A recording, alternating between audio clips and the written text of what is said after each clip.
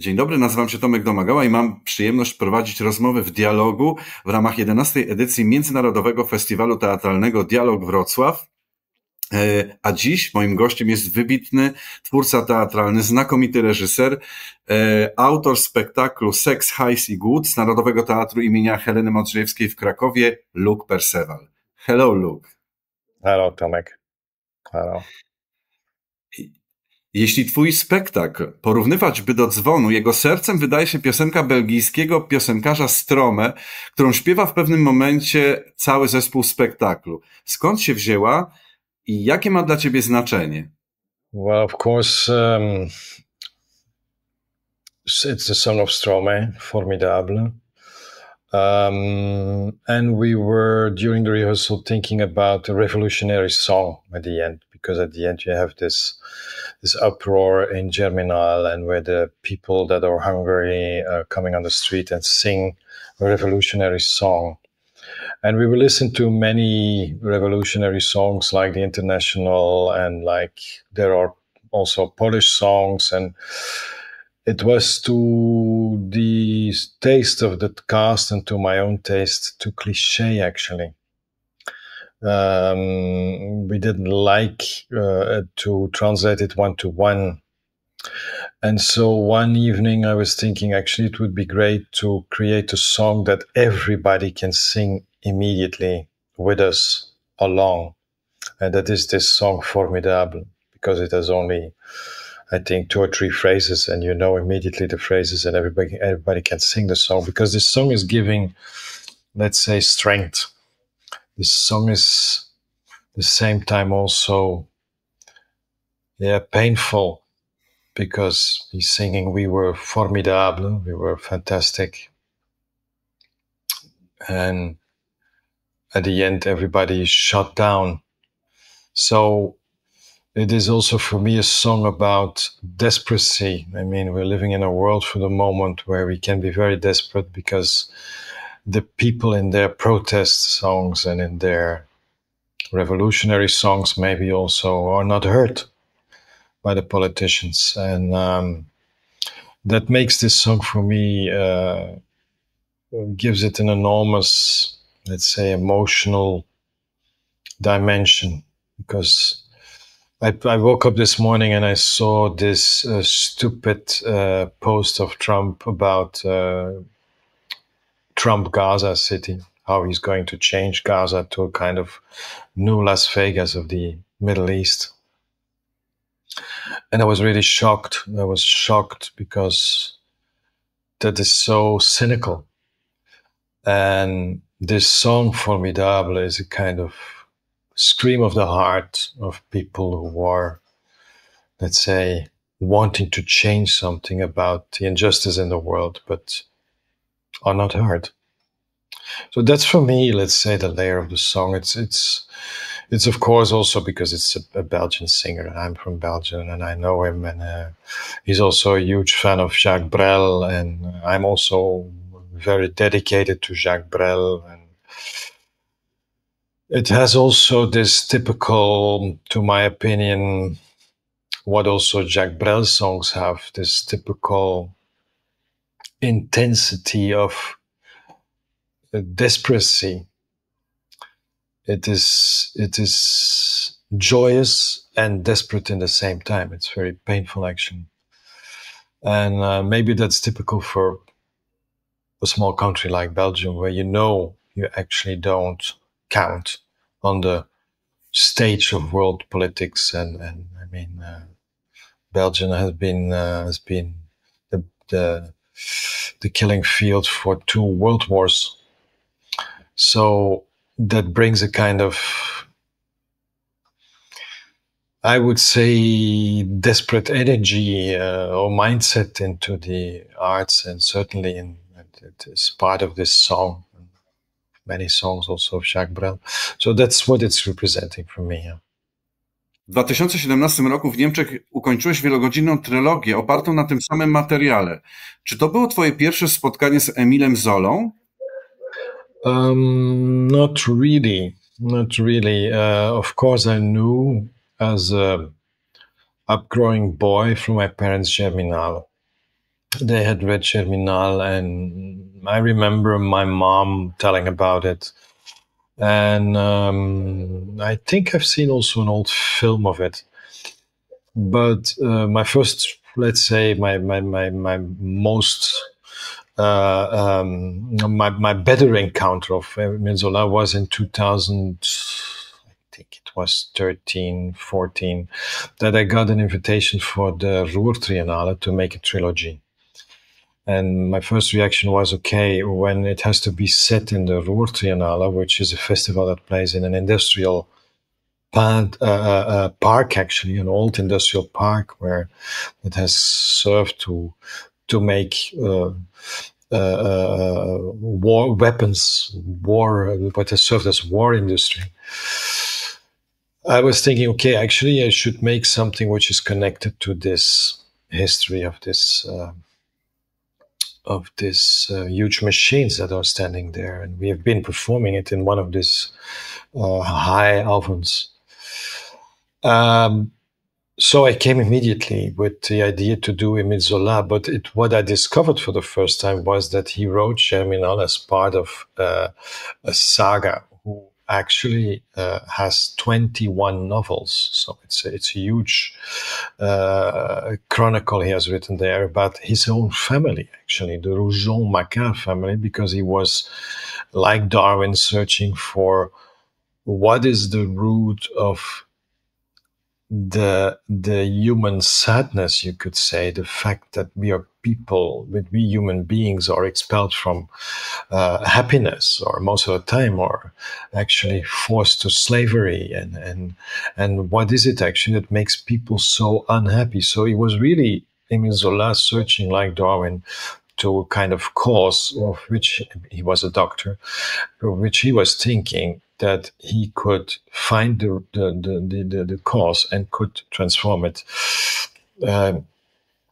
So he started to study his family, and that I found very fascinating, actually, as study, because it matches with my job as a director. I mean, what are we doing? And certainly in my case, 40 years now in the meantime, I'm watching not only actors, I'm watching human beings and asking myself all the time, who are we? Who am I?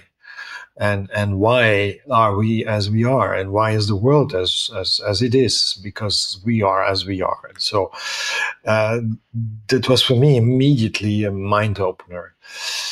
And so I made an adaptation for this trilogy, but I discovered afterwards the pandemic came in between, and we had to stop and then start again. So the presentation of this trilogy was so stretched that people lost actually the dramaturgy of it, the logic, because I think the last part was created then instead of 3 years later, 4 years later, or 5 years later.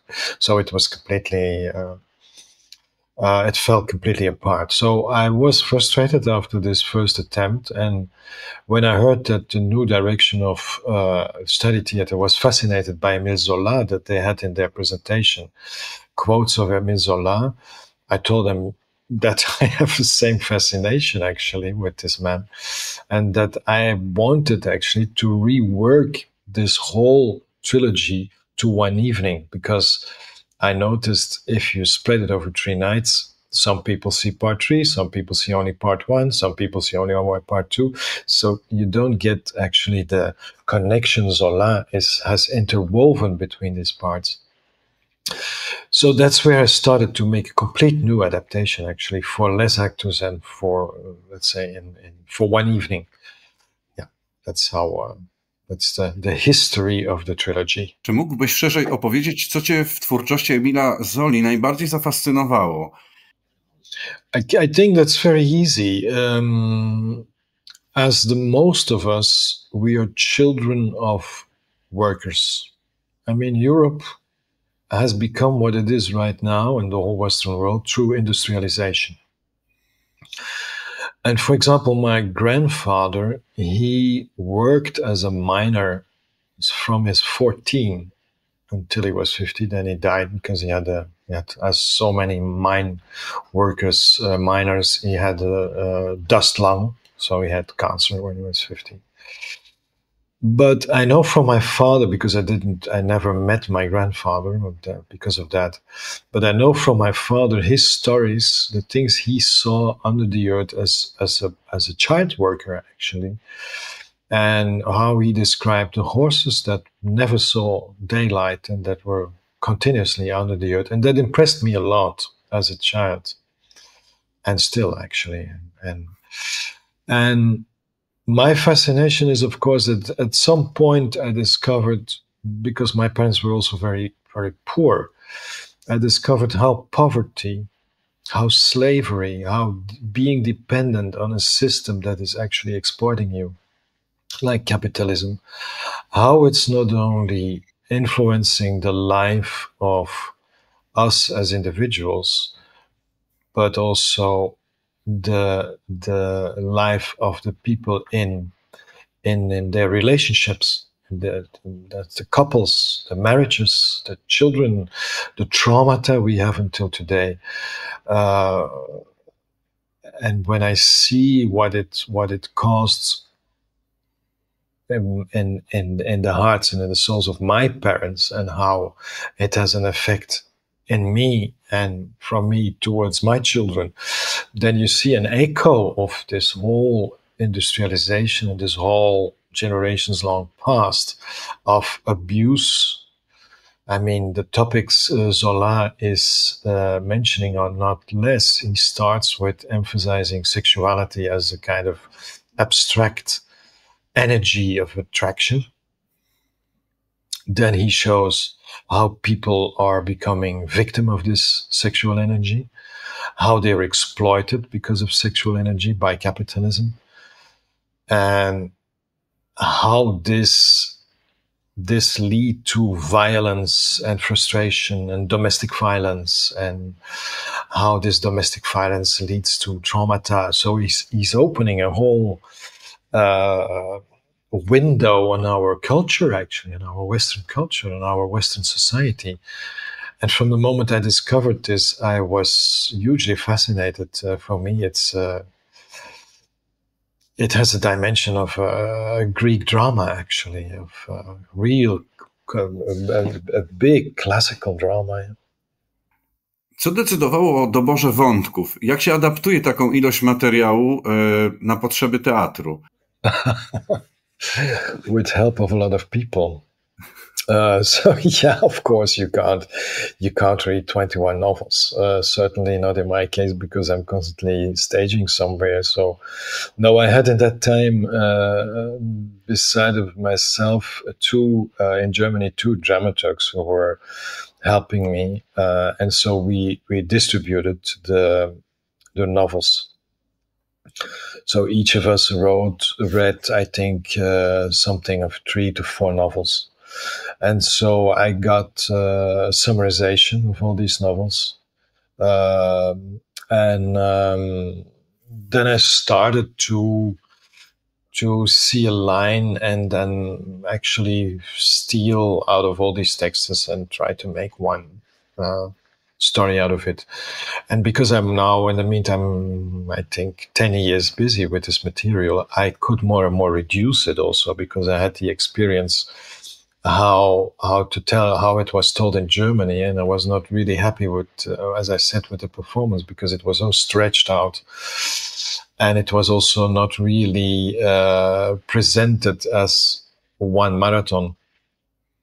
So people could choose to see it on Monday, and then the next part the next week, and the third part the week after. So it was actually presented in an not helpful way to understand actually what was told there. So after I had this experience, and I had not only read that what I had to read, and people had given me materials, but I had also adapted it in Germany, partly with the actors, because when I'm working on a script that is not ready when I start to rehearse, it's actually kind of rough, let's say, structure. And then I start to rehearse, and then the actors come with suggestions, and then we start to cut, and we start to shift, and we start to make actually the script during the rehearsal. So I had also a lot of information from the actors, from things I never read actually, and that helped me to create this impossible task. Yeah. Takie pytanie pomocnicze. Czy krakowskie przedstawienie jest oparte na tamtej adaptacji i w jaki sposób dokonywałeś z kolei skrótów tamtej adaptacji? Is the Krakow adaptation based on this adaptation? Yes, I started with the adaptation, but if you would compare it, it's completely different at the end. And how did I cut it? Well, I would say where in the first version you could compare it with, I would say, a classical drama in which everything is, how do you say that, introduced. You know, every classical drama, you have an intro and you have an explanation. I have now based it much more on, let's say, contemporary film. It is that it's much more suggestive. So we explain less and we suggest much more. So it became more, I'm not going to compare myself with Jan Fosse, but it's very much based on, let's say, the kind of dramaturgy Jan Fosse is writing, with a lot of open space in which the reader and the spectator can fill in his own and her own fantasy and conclusions. Yeah. So it's actually a complete different script at the end from what I made in Germany. Wspomniałeś już o tym dosłownie jedno zdanie, ale chciałem cię o to dopytać. Dlaczego w ogóle postanowiłeś opowiedzieć tę historię w Polsce? Czy to ma z nami, Polakami, coś wspólnego? Jak w ogóle dobierasz opowieści do swoich widzów? Yeah, that's a good question, because that's actually where I start always, to see what are the topics that are connecting us. To give you an example, I was working a few years ago in Berlin at the Berliner Ensemble, and I got a question, can you think about a new project? And the Ukrainian war broke out, and Berlin was overflooded with refugees, with people from Russia, from Ukraine, from everywhere that were fleeing the war. And what you felt in the city was an enormous uncertainty, an enormous,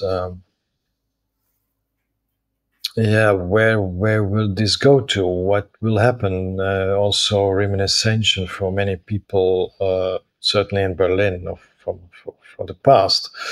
So I decided to make 1984 because this desperacy was a feeling that was so present in the city that I thought, what is it that connects us now? That is actually, and that is maybe now today even more present than it was in that time. But that is a feeling of, in what kind of world do we live, and how can we have control on this world? And actually, we all have the feeling we have no control at all, although we're living in a so-called democracy. Nevertheless, there are decisions made nobody has influence on, and almost nobody. So that's actually, for me, let's say, criteria. What is the fear of the people? I learned one important thing about Shakespeare. When you read his plays, he was always playing with fear, anxiety. Imaginary fear we have to lose our minds in King Lear. The fear of being betrayed, like Othello. The fear of losing control, like Macbeth. It's many times it's fear about losing control, actually, in Shakespeare. And I think theater is a space in where we can share that what we can't share in everyday life on the bus station, or maybe even in our private circle. We always have to function and have to be ready for the next task. But there is a lot of there was a lot of anxiety under the people. And art, and specifically theater, because it's a group, it's a group form of art. Audience comes together to see an ensemble of actors, and this group of people, in a sense, they're sharing pain. I always say they're sharing fear, anxiety, the things you can't, or you difficultly can speak about outside the theater. And that's a ritual. That is, in a sense, a ritual, because you can't find answers in the theater. You can only share your doubts, your not knowing, your fear, your anxiety. And that is, for me, one of the most, that sounds now very dark, but I think you can also do that in a comedy or in what kind of form, and also, but in a sense, it has to do with the lack of human being to be able to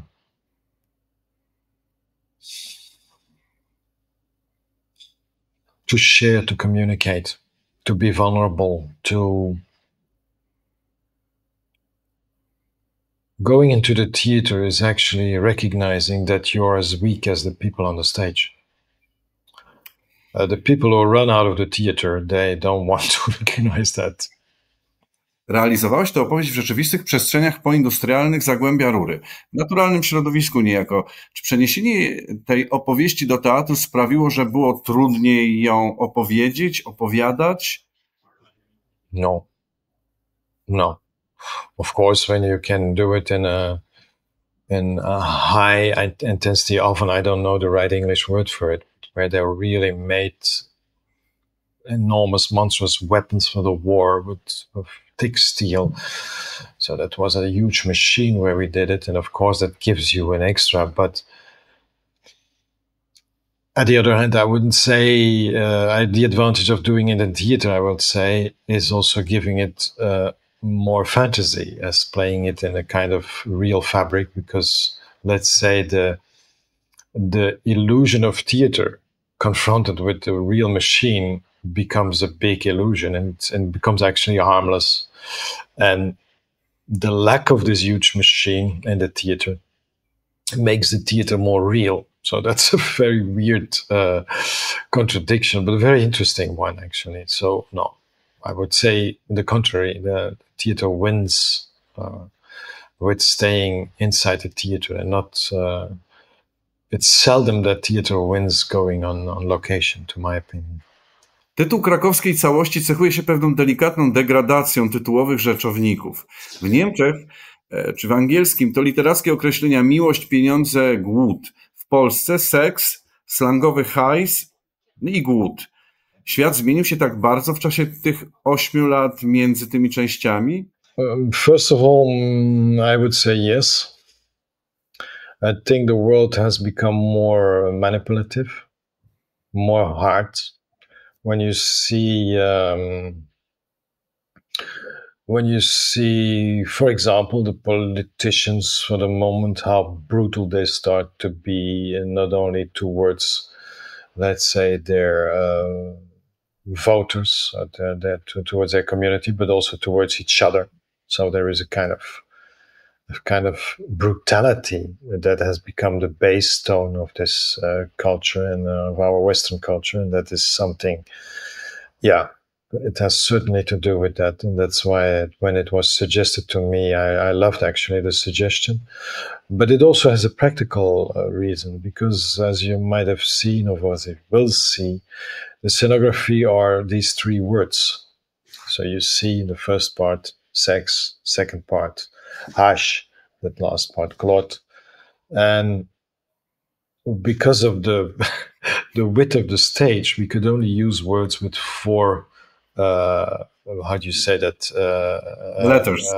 Letters, yes, with 4 letters. Because more letters, the stage was too small for more letters. So that's also how we came to the words with 4 letters, sex, hash, and glot. W losach Gerwazyny czy Nany, a więc przede wszystkim w losach kobiet w literaturze Zoli, odbijają się największe bolączki naszych czasów. Przemoc, uprzedmiotowienie i tego typu wszystkie sprawy. Jak się na to w ogóle zapatrujesz? Yeah, it is my view in this topic that it's, let's say, it's not only in the face of Nana and Gervais, you can read that, but also in many characters actually in the play, in the world of Zola, that most women are, let's say, victim of the system, or they become mothers with too many children and drunk men, or they become, in reaction, a luxury prostitute like Nana, or they have such a distrust that they become killers, like what is it, Denise,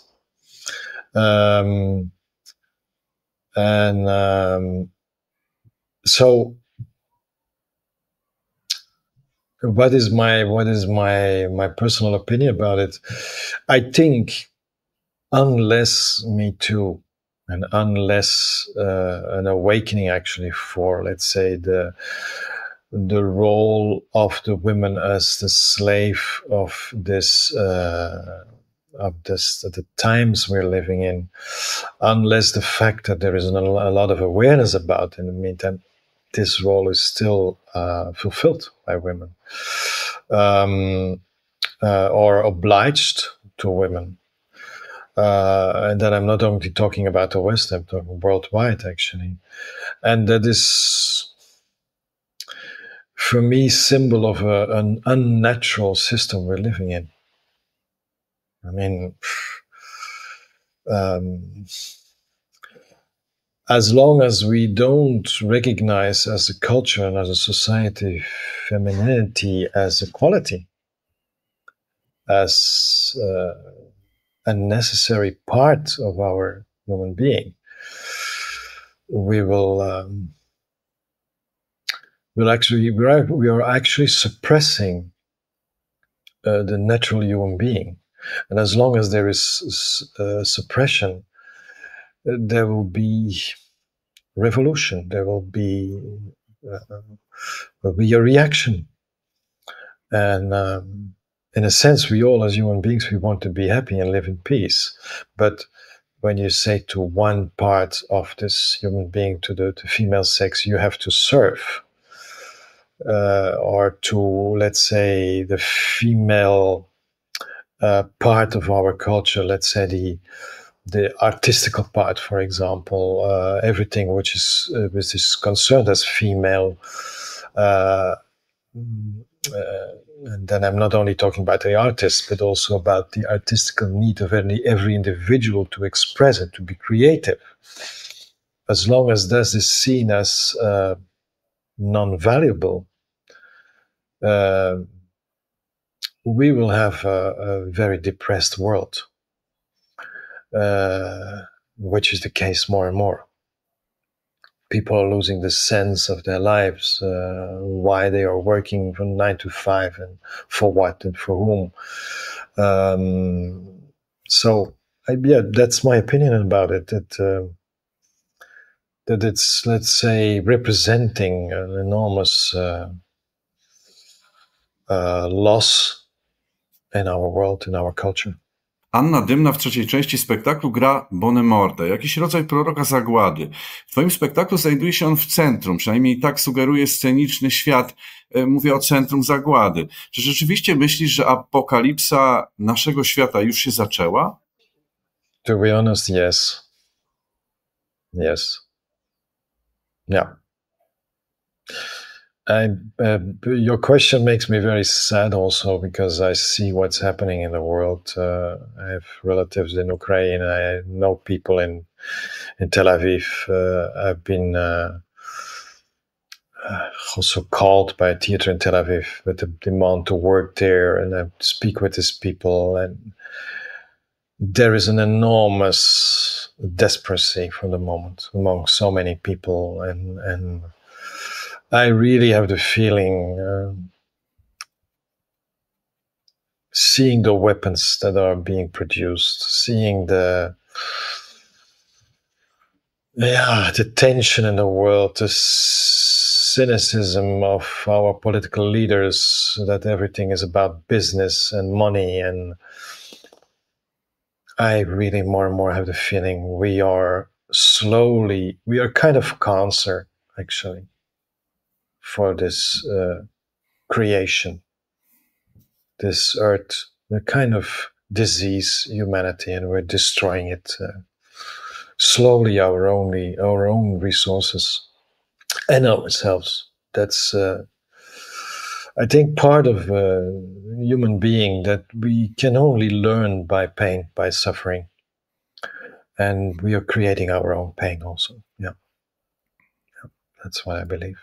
Jak wyglądała wasza praca nad spektaklem w Krakowie? Czy nie trudno było aktorom odnaleźć się w tym monstrualnym materiale? Yes, it was very difficult because, as I told before, I've cut so many information that when you didn't read all these books, you don't know why these texts are written. So, and as the new direction was very late proclaimed, so I think they knew they were taken over in July or so, in August. I don't know. It was very late. So the actors didn't know how are we going to continue. So they first knew about this project, I think, in September, and in October we had to start. So nobody had really the chance to read Nana, to read Germinal, to read L'Assommoir, Bête Humaine, La Monnaie. Au Paradis des Dames. These are the main, let's say, novels where it's based on. So nobody, I know when I started to rehearse, I had to explain every phrase. So I felt as a kind of Zola addict. I don't know, who had read so much about this man and knew so much. And I was seeing in these faces of the actors, who were saying, "What are you talking about? We don't know." So it came up bit by bit when they started to read these novels. That's okay. That was one thing. And then I had cut away so much information, and the story had to be told actually more and more by the actors' own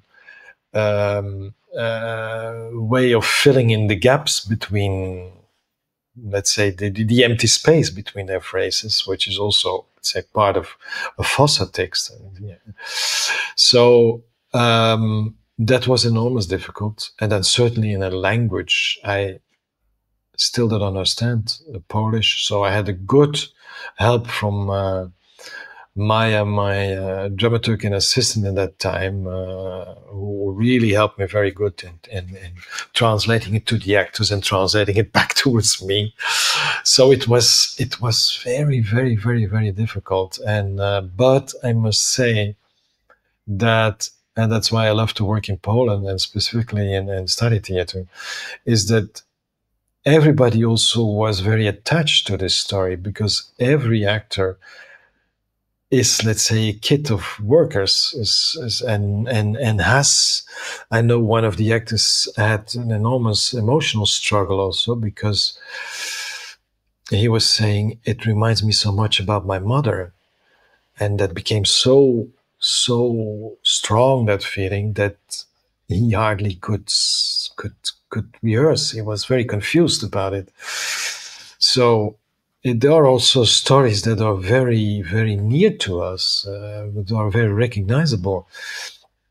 But yeah, we stayed very patient, and also the actors, they were very patient with me. And I had also to be very patient with them, because we knew, okay, it is step by step. It was really process step by step every day. But as I see how they love it now, and how also the audience is reacting to it, and it was good to keep on going, but it was a hard process, absolutely, yeah. A co było dla was największym wyzwaniem podczas pracy już na scenie? You mean on the stage itself, or yes, the stage, yeah. So once we came with the rehearsal on the Starry Theatre stage, you mean? What was the biggest?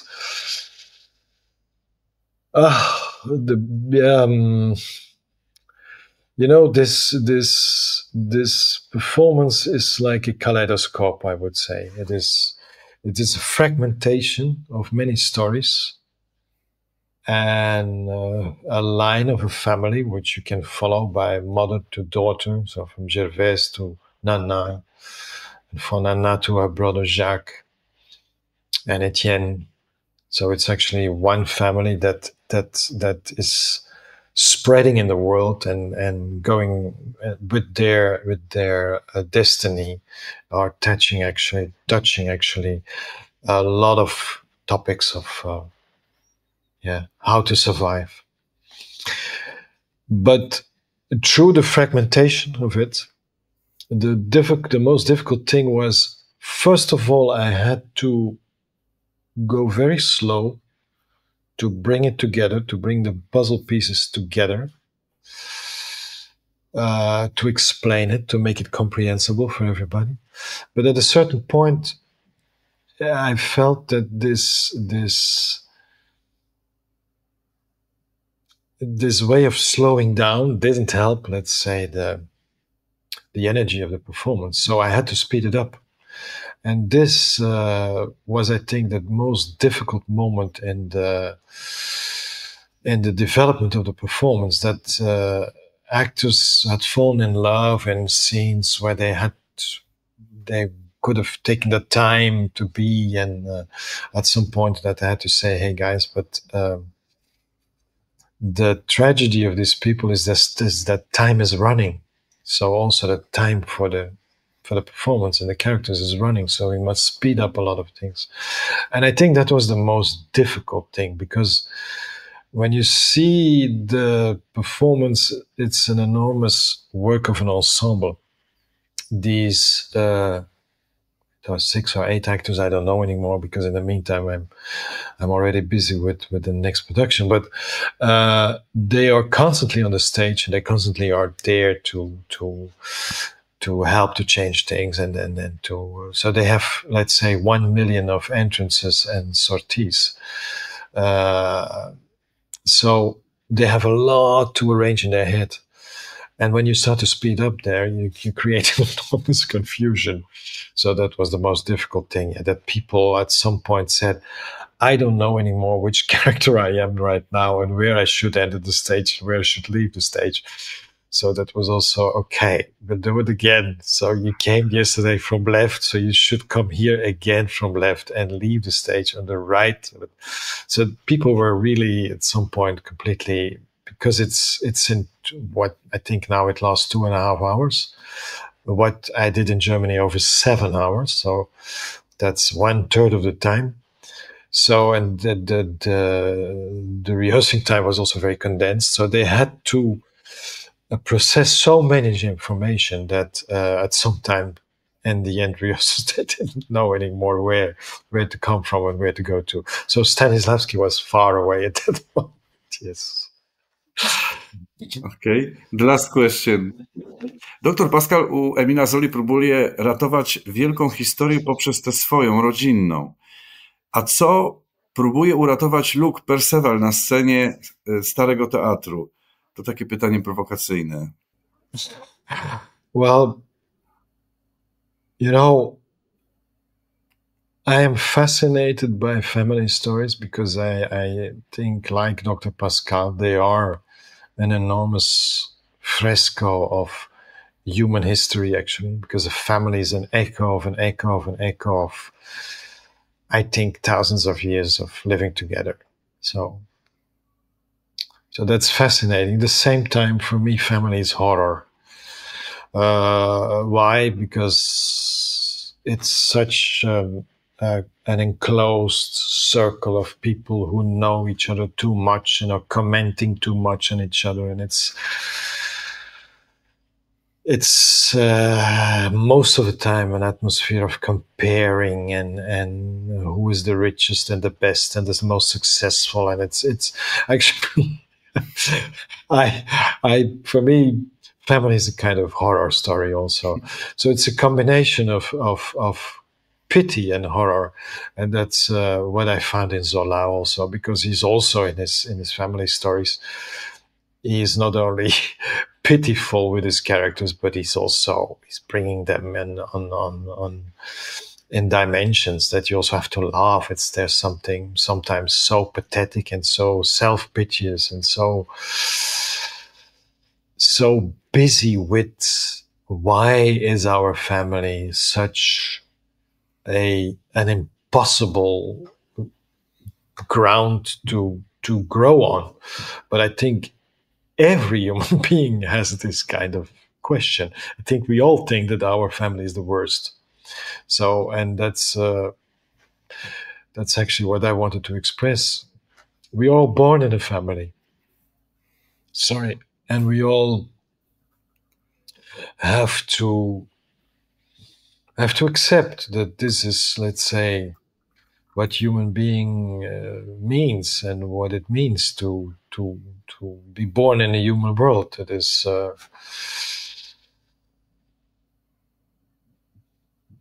perfectionism would be boring in a family, so it would be boring in the world. So it's not. Yeah, we always have the. I mean, Freud has made his whole science on blaming the family, and I think you can do that. You can blame the family and say, "Oh, pity me that I have all these traumas and these frustrations." On the other hand, we also get an opportunity to laugh with it and to make art about it and to grow with this knowledge, to be creative with everything you know about your family. And that's what I am doing already 40 years. I'm already actually laughing with my own family for 40 years that I'm staging. They're already, all these years have been for me a source of inspiration, because I have an incredible family. I'm not going to tell all the stories now. You have to ask the actors. Actually, I told them a lot of stories about my family, but that's that. Actually, it's on one hand a space of horror, and on the other hand, it's a circus of madness. So it's. To dopytam jeszcze, to znaczy, że właściwie, czy myślisz, że historia tak naprawdę i to, że możemy to coś opowiedzieć, czy historię rodzinną, czy cokolwiek, to jest jedyna rzecz, jaką mamy? I don't think it's the only thing we have in our lives. It is certainly a story that determines how we see the world and how we experience the world. It is enormous important in how we judge things and how we deal with things. I don't think it's the only important thing, but it's very important, certainly. Yeah. And on the other hand, it's also important to, let's say, it's an important narrative for art and for the theater, because we all recognize it. We are all children of mothers and fathers. And everybody has actually immediately a reference when you say the word mother or father on the stage or in a book or whatever form. So it's certainly one of the most, I would say,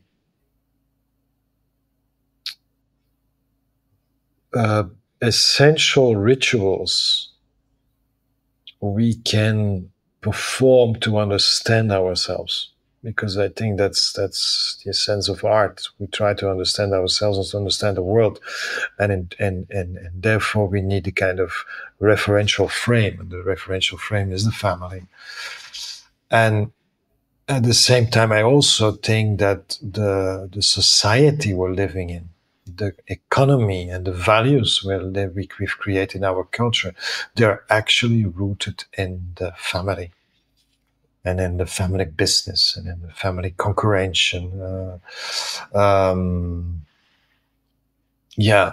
Let's say family already is actually the way we see our monogam families, for example, is actually a result of trying to create a capitalist society, actually, and to protect possession, ownership. Proszę Państwa, i tu postawimy kropkę. Dziękuję serdecznie za uwagę. Dziękuję Ci, Luke, bardzo za rozmowę.